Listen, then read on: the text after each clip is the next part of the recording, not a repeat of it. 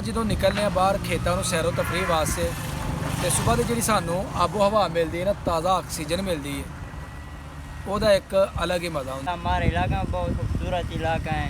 वो वाला हंगू। हाँ हंगू। तो ये आप पंजाब में आए हैं आप? अभी बस पंजाब में, सियालकोट में, पूरब में। जी जी। हाँ माशाल्लाह, ये भी बहुत अच्छा माहौल है। लोग कैसे हैं इधर के? लोग माशाल्लाह बहुत अच्छा लोग हैं, सलूक करते हैं। हाँ हाँ प्यार से पेश आते हैं ना। हाँ बिल्कुल, लेकिन हवा चल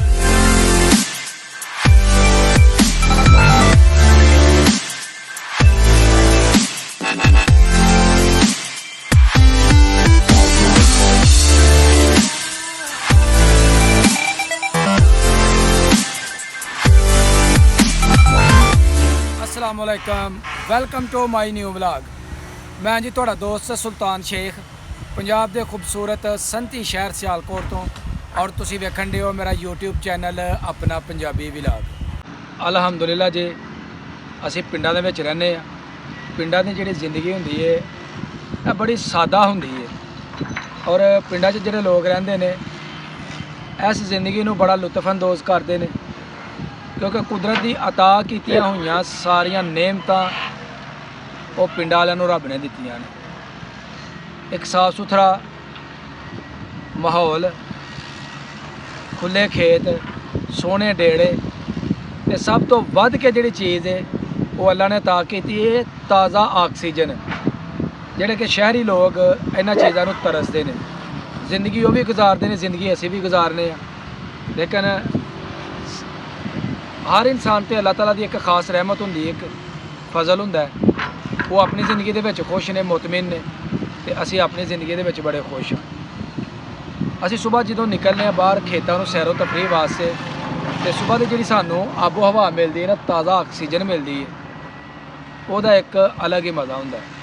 ते मेरे नाल बैठे ने जी फरीदुल्ला भाई, और इस तरफ है भा सरदार, ते इन्हां नूं पुछने आ जी पिंड दी ज़िंदगी दा की स्वाद है। जी फरीदुल्ला भाई, आप किधर से आए हैं? हम हंगू से आया। हंगू? हाँ कुआर से नज़दीक है, हंगू इलाका है। जी जी। अल्हम्दुलिल्लाह हमारे इलाका में बहुत खूबसूरत इलाका है। वो वाला हंगू? हाँ हंगू। तो ये आप पंजाब में आए हैं आप? अभी बस पंजाब में, सियालकोट में, पूरब में। जी जी। हाँ माशाल्लाह, ये भी बहुत अच्छा माहौल है। लोग कैसे हैं इधर के? लोग माशाल्लाह बहुत अच्छा लोग हैं, सलूक करते हैं। हाँ प्यार से पेश आते हैं ना। हाँ बिल्कुल, लेकिन हवा चलता है, ठंडा ठंडा हवा चलता है, माहौल अच्छा है। आपको कैसी देहात की ज़िंदगी कैसी लगती है? माशाल्लाह अच्छा ज़िंदगी है। शहर ज़्यादा अच्छा क्या देहात जो है? नहीं वो गांव बहुत अच्छा ज़िंदगी है। शहर में गर्मी भी है, लोग भी अच्छा लोग भी हैं, बुरा लोग भी हैं। हाँ लेकिन शहर वाला ज़िंदगी बुरा है, गांव वाला ज़िंदगी अच्छा ज़िंदगी है। जी जी। शहर में आप ये कह लें कि कारोबार तो है, हाँ कारोबार, लेकिन अब जदीद दौर है, अब देहातों में भी लोग हर तरह का काम करते हैं। बिल्कुल ऐसे तो है। ये लोग भी जो है ना अपनी बेहतरीन ज़िंदगी गुजारते हैं। अल्लाह ताला ने हर तरह की नेमतें बेशक अता की हुई हैं। हाँ बिल्कुल। तो शहर की निस्बत मैं समझता हूँ जो देहात की ज़िंदगी है ना, हाँ वो कमाल की ज़िंदगी है, उसमें मज़ा है। बिल्कुल मज़ा है। खुराक हम ताज़ा खाते हैं, हाँ आबो हवा ऑक्सीजन हमें ताज़ा मिलती है, हर चीज़, जिसके लिए इंसान तरसता है। बिल्कुल तो ऐसे बाहर हम डेरों के ऊपर आ जाते हैं, बड़ा मज़ा आता है। हाँ तो शहरों में चले जाएं हाँ तो बहुत ज़्यादा भीड़, रश, गर्मी बहुत ज़्यादा है। बिल्कुल ऐसा है। देहातों में खुली आबो हवा, जहाँ दिल करता बैठ जाता है। हाँ, अभी दरख्त के नीचे बैठना है, बस हवा चलता है, मज़ा आ रहा है ना? मज़ा आ रहा है, मज़ा आ रहा है, क्या बात है। गर्मी मौसम है लेकिन ऐसी गर्मी नहीं है, हवा चलता है अल्हम्दुलिल्लाह। जी जी। हाँ ਤੁਸੀਂ ਵੀ ਦੱਸਣਾ ਜੇ ਤੁਹਾਨੂੰ ਪਿੰਡ ਦੀ ਜ਼ਿੰਦਗੀ ਕੈਸੀ ਲੱਗਦੀ ਹੈ, ਪਿੰਡ ਦੀ ਜ਼ਿੰਦਗੀ ਨੂੰ ਤੁਸੀਂ ਮੁਤਮਿਨ ਔਰ ਲੁਤਫਅੰਦੋਜ਼ ਕਰਦੇ ਹੋ। ਤੇ ਅਸੀਂ ਜੀ ਅਲਹਮਦੁਲਿल्लाह ਬੜੇ ਰਾਜ਼ੀ ਹਾਂ ਆਪਣੀ ਇਸ ਲਾਈਫ ਦੇ ਵਿੱਚ, ਇਸ ਜ਼ਿੰਦਗੀ ਦੇ ਅਸੀਂ ਬੜੇ ਖੁਸ਼ ਹਾਂ, ਤੇ ਆਪਣੇ ਮਾਲਕ ਦਾ ਅਸੀਂ ਕਰੋੜ ਹਾਂ ਮਰਤਬਾ ਸ਼ੁਕਰ ਅਦਾ ਕਰਨੇ ਆ, ਜਿਨੇ ਸਾਨੂੰ ਪਿੰਡਾਂ ਦੇ ਵਿੱਚ ਪੈਦਾ ਕੀਤਾ। ਪਿੰਡਾਂ ਦੇ ਵਿੱਚ ਰਹਿਣ ਦੇ ਬੜੇ ਫਾਇਦੇ ਨੇ ਜੀ। कोई खुशी होए, गमी होए, सारे लोग जेडे ना एक जगह ते इकट्ठे हो जाते। की ख्याल है? ऐसा है।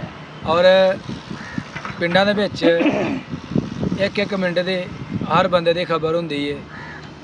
ਕਿਸੇ ਨੂੰ ਕੋਈ ਪਰੇਸ਼ਾਨੀ ਹੈ, ਕੋਈ ਮਸਲਾ ਮਸਾਇਲ ਹੈ। ਅਗਰ ਖੇਤਾਂ ਦੇ ਵਿੱਚ ਕੰਮ ਕਰਨਾ ਹੋਏ ਤਾਂ ਸਾਰੇ ਮਿਲ ਜੁਲ ਕੇ ਕੰਮ ਕਰਦੇ ਨੇ, ਇੱਕ ਦੂਸਰੇ ਦੀ ਮਦਦ ਕਰਦੇ ਨੇ, ਹੱਥ ਵਡਾਉਂਦੇ ਨੇ। ਹੁਣ ਕਣਕ ਦਾ ਸੀਜ਼ਨ ਚੱਲਣ ਡਿਆ ਸੀ, ਲੋਕਾਂ ਨੇ ਇੱਕ ਦੂਸਰੇ ਦੇ ਨਾਲ ਭਰਪੂਰ ਤਾਵਨ ਕੀਤਾ।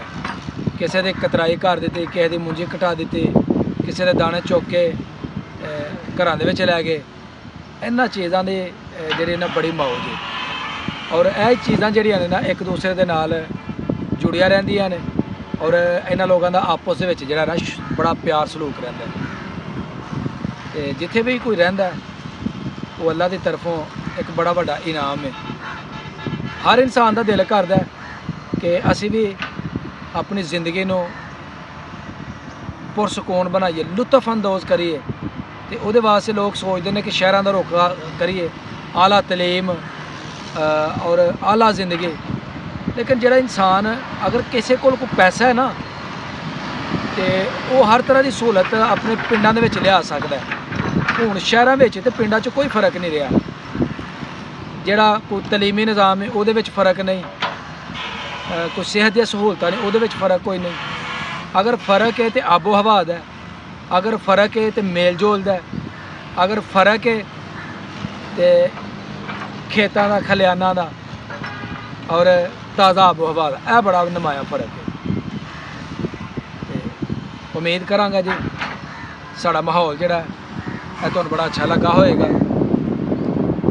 ਅਗਰ ਸਾਡਾ ਦੇਸੀ ਮਾਹੌਲ, ਸਾਡੇ ਪਿੰਡ ਦੀ ਜ਼ਿੰਦਗੀ ਤੁਹਾਨੂੰ ਅੱਛੀ ਲੱਗਦੀ ਹੈ ਤੇ ਵੀਡੀਓ ਨੂੰ ਲਾਈਕ ਕਰਨਾ, ਕਮੈਂਟ ਬਾਕਸ ਦੇ ਵਿੱਚ ਆਪਣੀ ਰਾਏ ਜ਼ਰੂਰ ਦੇਣੀ ਹੈ। ਇਹਦੇ ਨਾਲ ਹੀ ਜੀ ਅੱਜ ਦੀ ਵੀਡੀਓ ਹੋ ਗਈ ਹੈ ਮੁਕੰਮਲ। ਅਗਰ ਵੀਡੀਓ ਲੱਗੇ ਅੱਛੀ, ਵੀਡੀਓ ਨੂੰ ਲਾਈਕ ਕਰਨਾ ਹੈ, ਕਮੈਂਟ ਬਾਕਸ ਦੇ ਵਿੱਚ ਆਪਣੀ ਹਾਜ਼ਰੀ ਲਗਵਾਉਣੀ ਹੈ। ਔਰ ਜਿਹੜੇ ਦੋਸਤ ਚੈਨਲ ਤੇ ਨਏ ਨੇ ਉਹ ਜਲਦੀ ਚੈਨਲ ਨੂੰ ਸਬਸਕ੍ਰਾਈਬ ਕਰ ਲਓ ਤਾਂ ਕਿ ਆਉਣ ਵਾਲੀ ਵੀਡੀਓ ਤੁਹਾਨੂੰ बर वक्त ਪਹੁੰਚਦੀ ਰਹੇ। ਮੈਨੂੰ ਦਵੋ ਇਜਾਜ਼ਤ, ਹਮੇਸ਼ਾ ਖੁਸ਼ ਰਹੋ, ਆਬਾਦ ਰਹੋ। ਅੱਲਾ ਹਾਫਿਜ਼।